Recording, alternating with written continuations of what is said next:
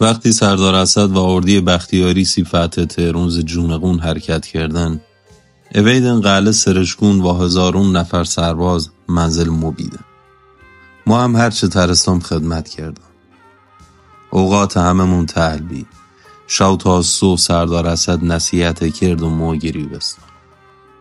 صبح که وابی باقی تفنگچیا و سوارون همه ویدن و همه گردواری کردن سی حرکت. سردار اسد و جعفر قلی خان کرس و تات زایل و کوریل گویل است که خواستن حرکت کنن، قیامتی به پا وابی. چندی گری بستم و چندی بیقراری کردم.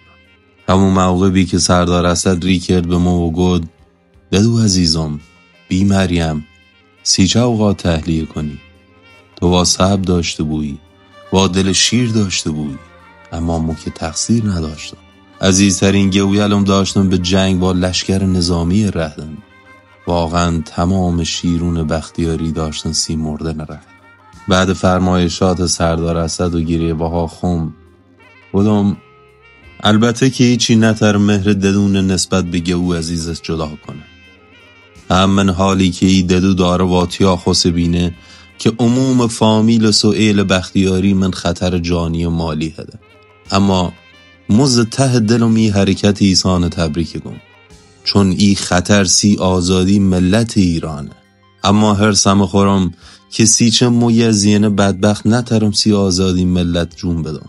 سیچه نترم جور زنگل اروپایی سی پرستاری جاهلون رشید بختیاری به میدون جنگ بیا.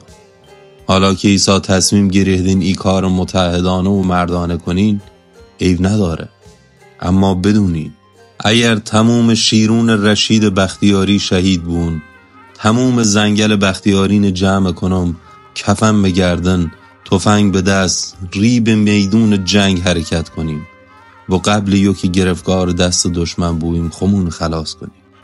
سردار اسد، گو عزیزم، نیت ایسا قابل تقدیره. امیدوارم خدا رحم کنه ریشه پسنیده استبداد به زور شمشیر و تفنگ جاهلون ایرانی ز بیخ و بن کنده بود. امروز روزی هد که خین به ناحق رهده ایلخانی به جوش ویده و با تلافی همه ساکت وابید. با اشنیدن اسم ایلخانی هرس من تیا سردار اسد ویدو تموم اردی و مردم من قلعه یه صدا گدن زنده باد سردار اسد، زنده باد سردار اسد. سردار اسد یه سیلی به ما کرد و گفت زنده باد ددو عزیزم که بعد او همه شیون و زاری چنون با صلابت سخنرانی کردی که هم محبت ددوگرون نشون دادی هم نجابت ایرانی و ریمون بوسید و ما هم دست مبارکس بوسید، اما جور بی دک زید. خیلی جلو خمه گریدم، شلوغ بی خواستم تا در قلعه سی بدرق روم که سردار اسد گفت شلوغ نیخو بیای. ما هم که دیدم که دی حال ندارم، چند تا زینه فرستادم سر پیچ قلعه تا به رسم ایل سی سوارون کل بزنه. سوارون که صدا کل فهمیدن خوشحال بیدن و به وجد ویدن و لشکر سردار اسد سی فتح تهران حرکت کرد.